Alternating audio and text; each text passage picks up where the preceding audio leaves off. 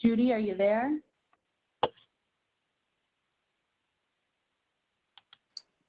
I think you were muted, Judy. You should be good to go now.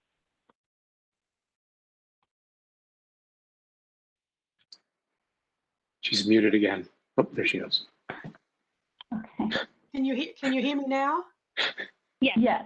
Okay, so I'll try for the third time. Third time's a charm. Calling to order the East Franklinton Review Board meeting for August 26, 2020. We'll start with the roll call. Okay, Dr. Boss, Here? Mr. Egner. Here. Okay, Mr. Fergus. Okay, Mr. Manfred. Present. Okay, Mr. Overly is not here today. And then Mr. Szymanski. Present. All right, and Mr. Way. Present. Thank Okay. you. There's an item agenda here I'm not familiar with in the past called swearing in the staff. I guess we do that now. Oh, yeah, so that's where yes. So now we're swearing in all staff as well to be consistent with other boards and commissions. Okay, Kim's back. Kim, you want to take over?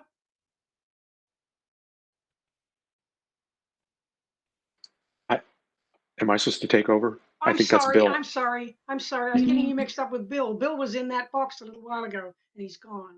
I'm sorry. So go ahead, Bill, because I'm not sure what that means. Oh, so you would just have everyone raise their hand, myself included, and it can be as simple that Okay. do you all affirm to tell the truth and the whole truth in good faith? And then we all say yes. Okay, yeah, I can do that. I've but just you not have seen to- it on the agenda before. Okay, so would staff raise their right hands? Do you swear to affirm that the information you will give is to the best of your knowledge and belief the truth? Yes. Okay. Are we introducing board members now too? We just did that kind of with the roll call. No, Hello, yeah, we everybody. just did the roll call. Hey, Bill. Bill. I'm calling in because my tech is all screwed up. Okay. Then are we up Okay, to the thank you. minutes? Yes, we're at the minutes now. Bill, I just wanted to let you know, I'm glad you're calling in and thank you. Judy will have to keep running the meeting since we can't see your face. But later on, if we can get the video and see your face, then you'll be able to take over. So I just wanted to note that, okay? Understood. Okay, all right, thank you. All right, Judy, go ahead with the minutes, please. Thank you. Did everybody review the minutes? Are there any changes or corrections? Any motion to approve? Motion to approve. Second? Matt, second. All in favor? Do you want show of hands, roll call? How do you want to do this?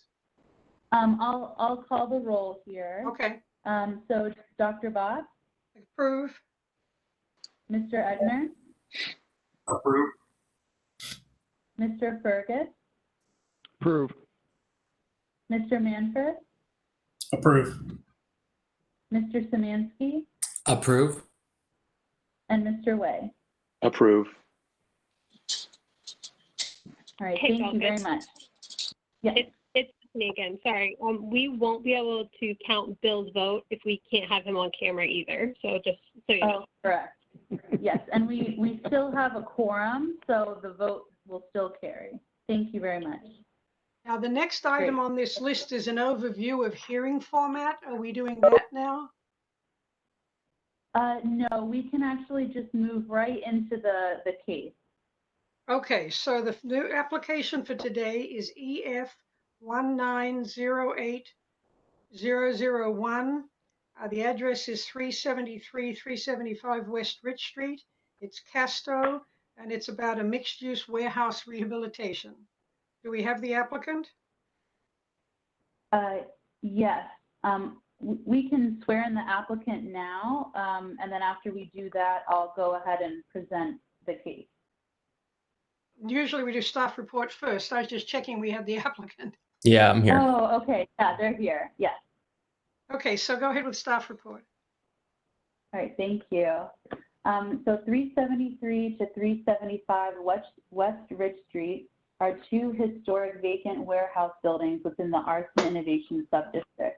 The buildings are listed on the Columbus Register of Historic Places and notably used as the Lubal Manufacturing and Distributing Company, which made diesel engine lubricant in the 1930s. The applicant is requesting approval for the rehabilitation of the two buildings with a mix of uses that include 5,322 square feet of restaurant space, 4,218 square feet of patio space, and 5,728 square feet of office space.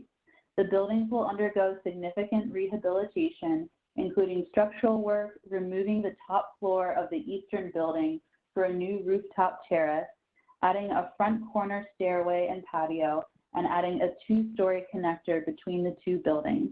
The submittal includes a site plan, floor plans, elevations, existing site photos, materials, and renderings. And if we could pull up the materials and go to the first page, please. Great, so here we just have the site. Can you go to the next page, please? And then here's the first floor plan. So you'll see 373 will be on the top, and then 375 is on the next page, please. So this is the second floor. Next page.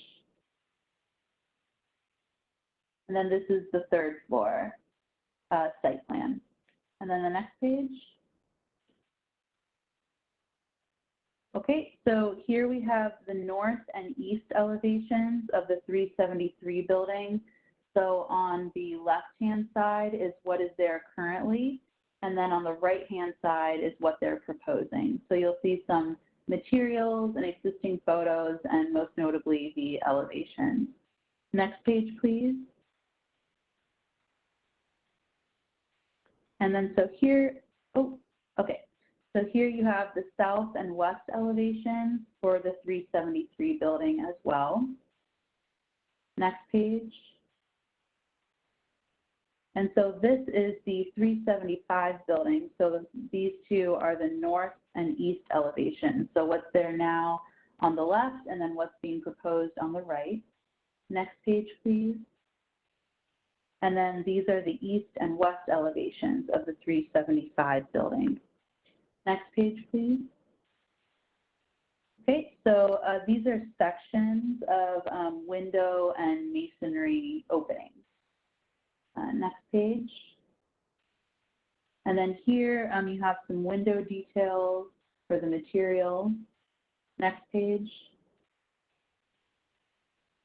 And then here's a rendering of the front elevation. So you see the corner stairs there with the patio.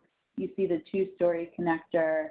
And then you see how the eastern building, the 373 building, how it's gone from the 4 stories to the 3 stories there. Next page.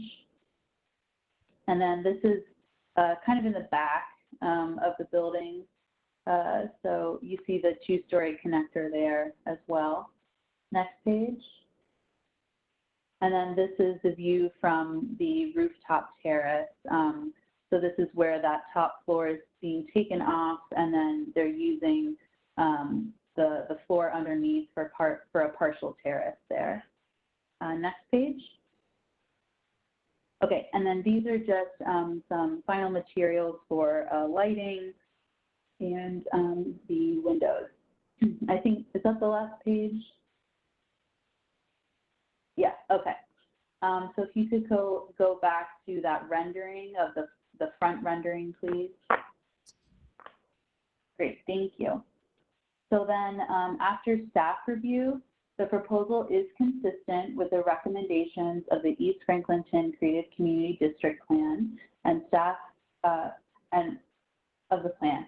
Per plan recommendations, the architecture enhances the industrial nature of East Franklinton while preserving two historic structures. Additionally, staff supports the request for a parking reduction due to the constraints of the existing site and the need for reductions in order to facilitate the restoration and reuse of two historic structures.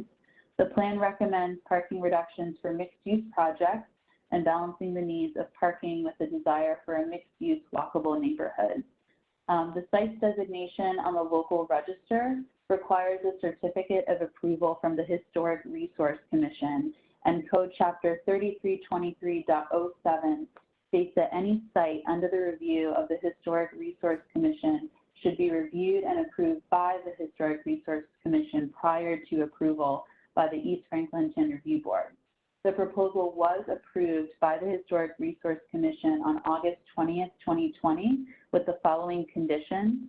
And those conditions were that the gauge of all brake metal to be heavy enough to avoid buckling, that the two window openings on the rear of 373 West Rich to retain windows rather than brick infill, and that the third floor window on the east elevation of 375 West Ridge Street to retain window rather than block brick infill.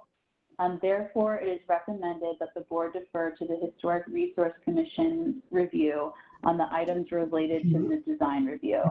Staff recommends approval with conditions, and the application as presented includes the following modifications to the East Franklinton District Development Standards, and that's to reduce the number of required parking spaces from 90 to 15, which is a 75 space car parking option. And staff does recommend, as I said, approval with conditions, and that condition is that the applicant meet the conditions of the approval set by the Historic Resources Commission. Thank you, and I can take any questions.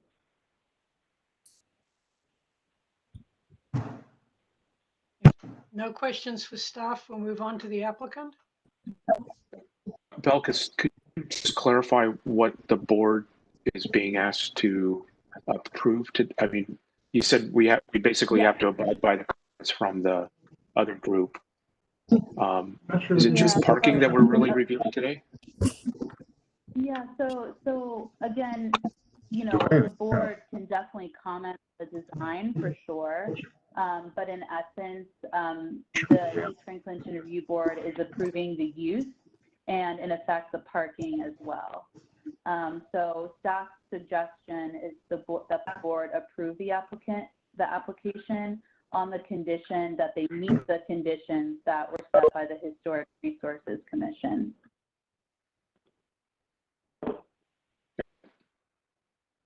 Okay, thank you.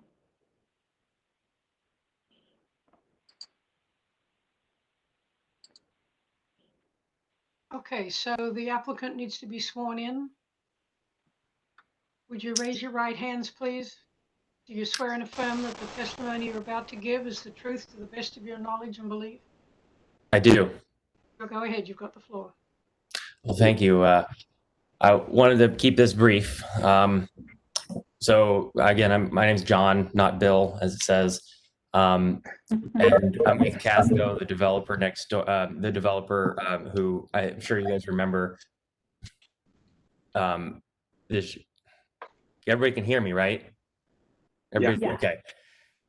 Anyway, so obviously you guys remember we built the apartments next door with River and Rich and the retail and associated retail there. The owner that owns all the land, CMHA, for River and Rich and these two buildings as well. So we sort of got into it after we finished River and Rich. We sort of just wanted to finish off the neighborhood. These two things were sort of just a blank space looking bad between, right at the end of the railroad tracks on Rich Street. So once we realized, let's go ahead and try to fix this up, see what we can do. We dug into it a little bit and found that I think we were like the third or fourth different developer who has attempted this before. Most of the consensus has been that due to the sheer neglect and disrepair of these two buildings, that the obvious choice is just to tear them down and demolish completely. Obviously, they're on the National Register of Historic Places.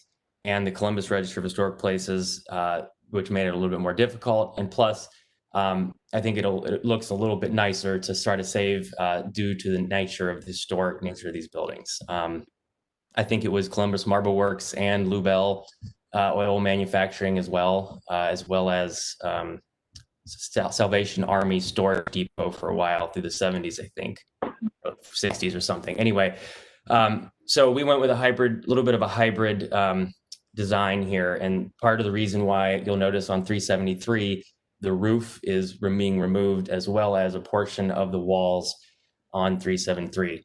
The roof over there is ready to collapse at any moment. Same with the third floor and most, if not all, of the wall sections in that building.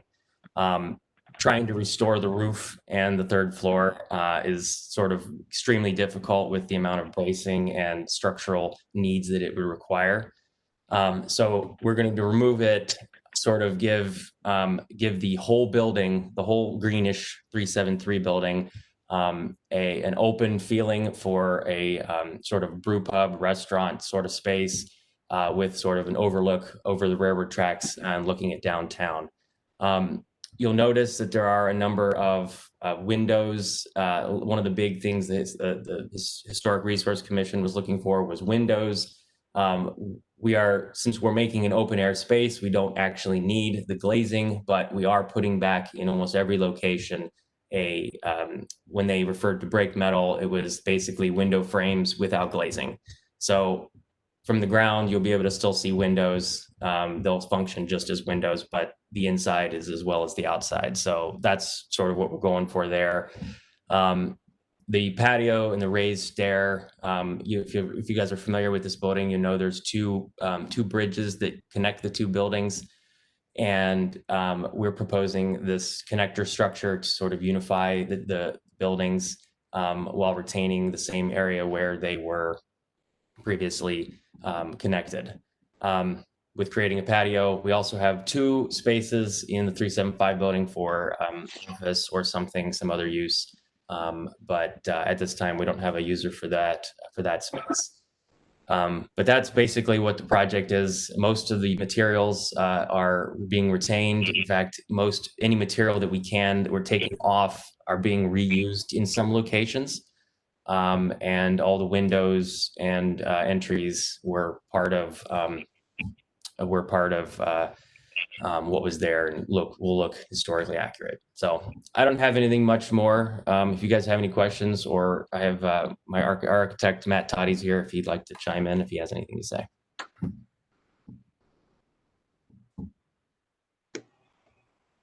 Yeah, I think that's a great summary, John, and happy to answer any questions the commission might have.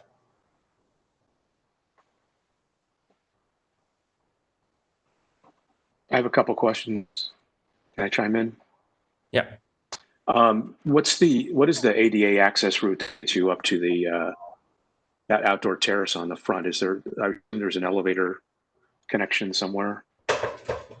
So the roof deck, which is the image that you're seeing right now. I'm talking about the front patio. Front patio. Yep. Yeah. So the ADA access is through the parking lot at the rear, and then through the connector piece that connects the 2 buildings. Go to the next, right through that door. Mm-hmm. Gotcha. Okay. So the grade is such that you come in at that level. Yes, Rich Street. It's actually a very similar condition to what you might find at Strongwater, the next block up, where the street storefront is actually below the finished floor elevation of the first floor, because there's a pretty significant drop off south to north on this site. It's about 5 feet of difference. Okay. My second question is back to the rendering you're headed. Well, the patio overlooking the railroad tracks. I don't know if I understand this rendering totally, but there's a barrier right between the railroad tracks and the terrace, right? Correct. I think it's an optical thing. I think that's a wall, right? And then it drops down to the railroad tracks. Is that right? Correct. That wall that the gentleman, that the rendering guy is looking over, is actually the existing wall that is there as part of the building. If you can scroll up to the elevation of this wall, you'll see that we're taking down, next one, this one right here. You'll notice that on the left is the previous, and on the right, we're taking the wall down where it's hashed out down to that location, but that's still a railing in that location where people will be able to, and that's at the floor level that's right there now. So there's no way people could crawl up on that and jump onto the railroad tracks? Is that the wall that we're leaving is we're actually leaving it at 4 feet, I believe, which is 6 inches above the 42 that you would normally find. And then there's maybe John, I don't know, I would guess it to be maybe a 2-foot gap before you get over to the railroad trestle from that wall. I would say that's accurate. I think we see the photo. It's covered in trees, unfortunately, right now, but in that small little tiny photo in the middle of the page, there is a couple of feet between that wall and where the retaining wall starts, but it's close. And then additionally, there are several tracks that run next to this building and over Rich Street there. The set of tracks that's closest to the building is non-active. Gotcha. I just wondered if anybody raised any safety concerns about people drinking and trains, and if there needed to be some other barrier there that prevented people from potentially getting access onto rail tracks. It's pretty much like you wouldn't want to jump across this. Unless you've been drinking a lot, right? Pardon? Unless you've been drinking a lot. I guess, but you could also do that on the rooftop of any one of these other places that have a rooftop bar. So yeah, I got it. Okay. Thanks for that clarification. Yeah. Are there any other questions?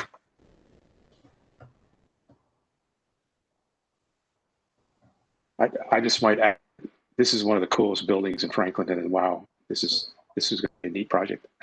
Thank you very much. Yeah. Thank you very much. I'm glad you guys are taking it on. Yeah.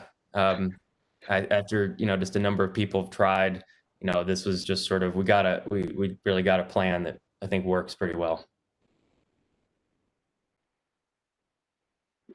I can see all the railroad buffs are going to love it because they can sit there and watch the trains go by.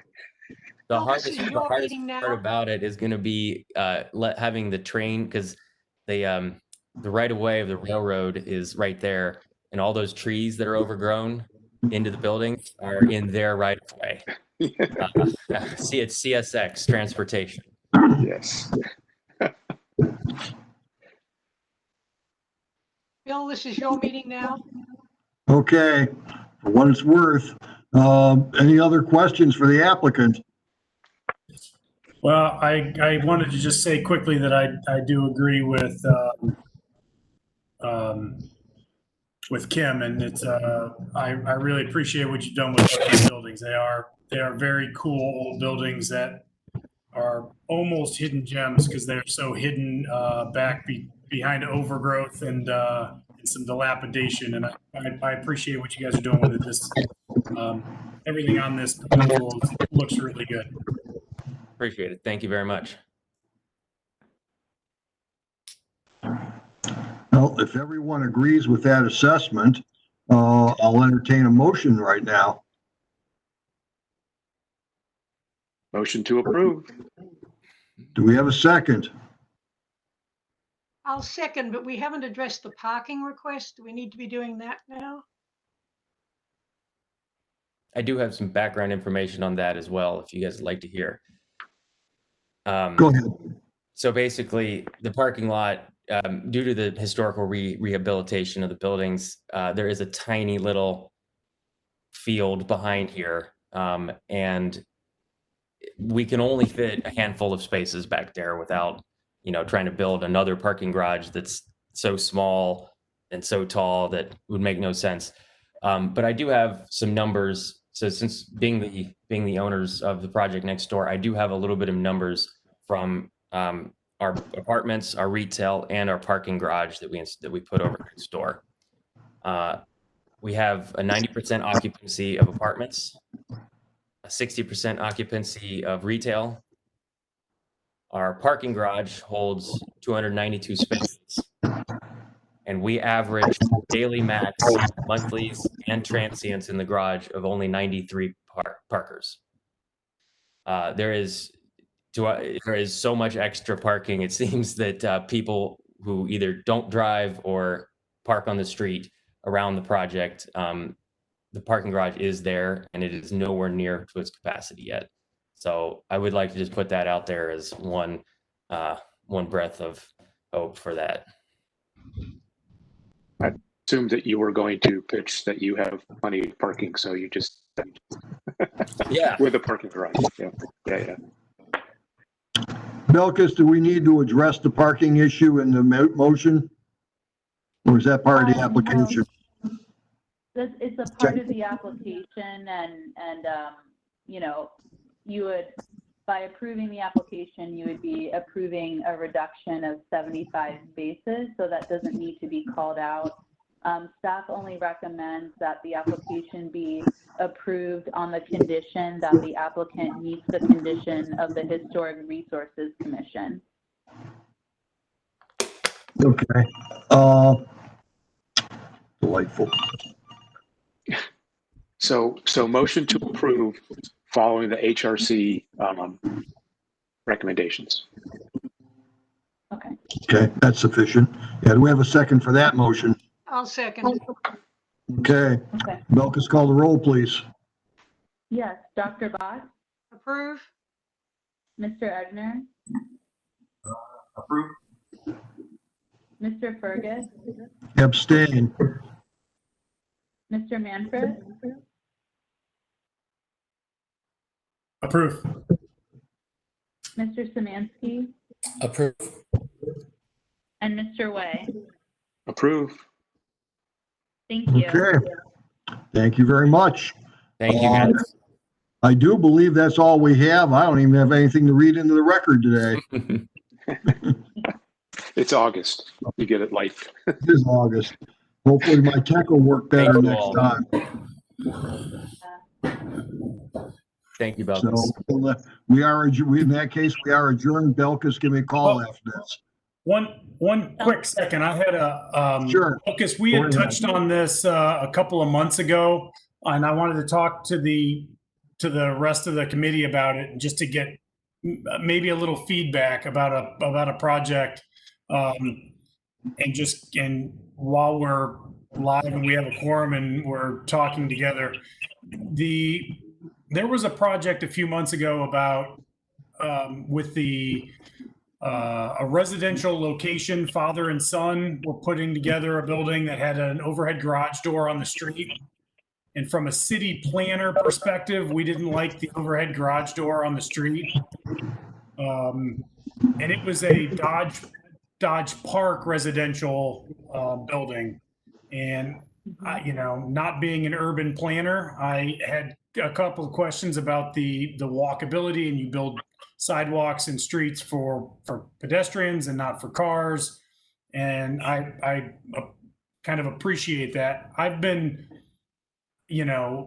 contacted by a neighbor on Chapel who's 2 doors down from me. So I would be asked to recuse myself if he moves forward with his project. But this is in the Arts and Innovation District on Chapel. And there's, I think, technically a city alley behind him, but it's not there. It's totally overgrown. There's trees through it. Dewey Stokes owns 6 of the 8 lots on the block.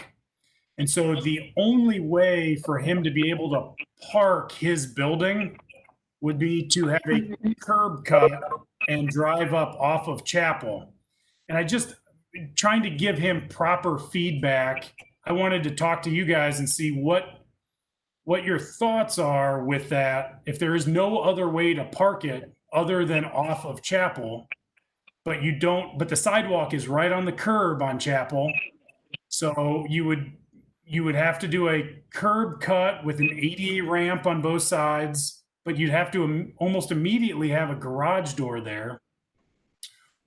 It's in the Arts and Innovation District, so it's not as residential, but would would we as a committee be open to something like that? How would you want to see it? What would you guys think? I'm leaning on kind of you guys so that I could give him feedback so that he's not spinning his wheels on his own design.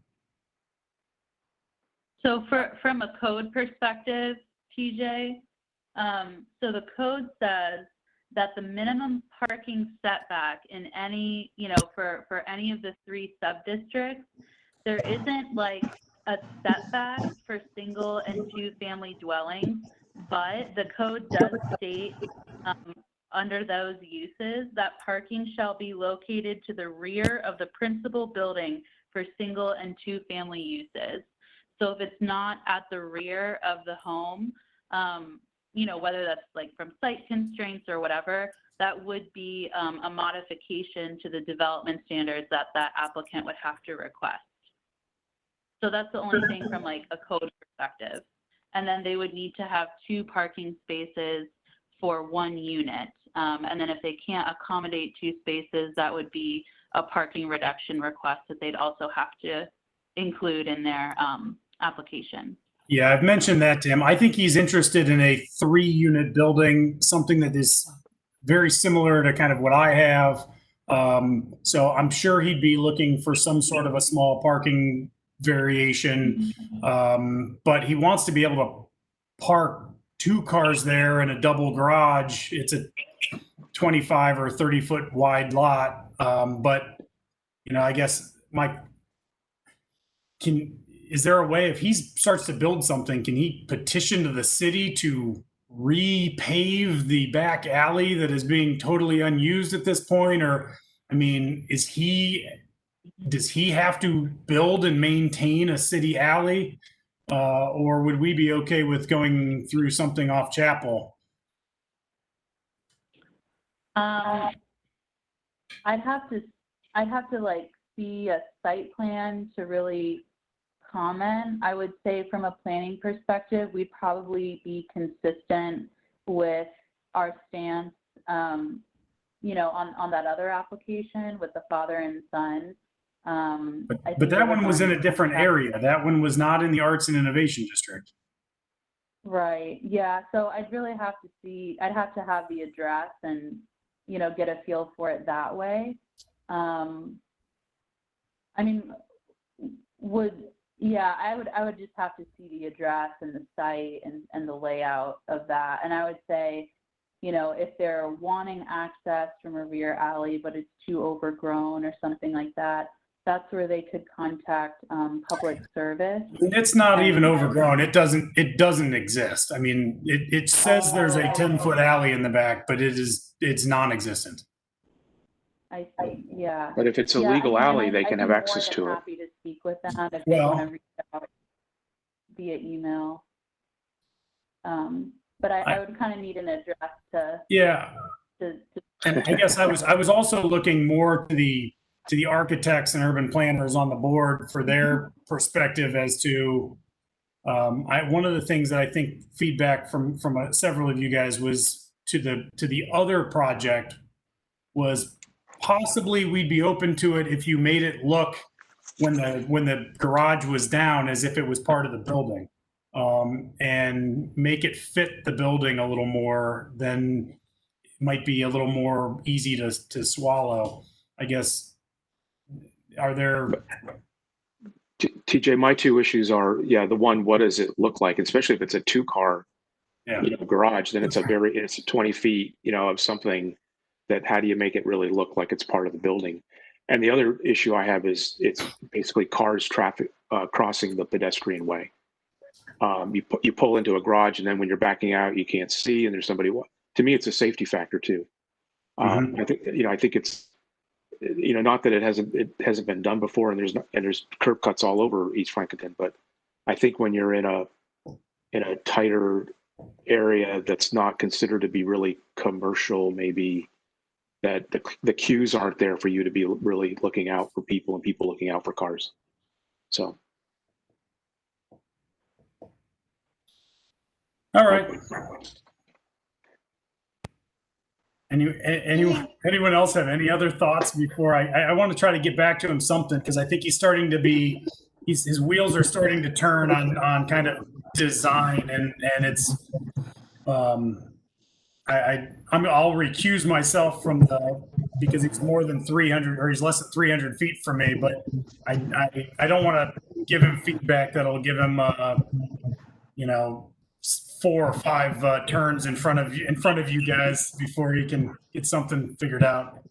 I want to weigh in on this, and I'm not a city planner, I'm a citizen. If there's an alley in the backyard that's covered up and can be resurrected, then the first place to go, wouldn't it be the city to find out if we have an alley that we apparently have?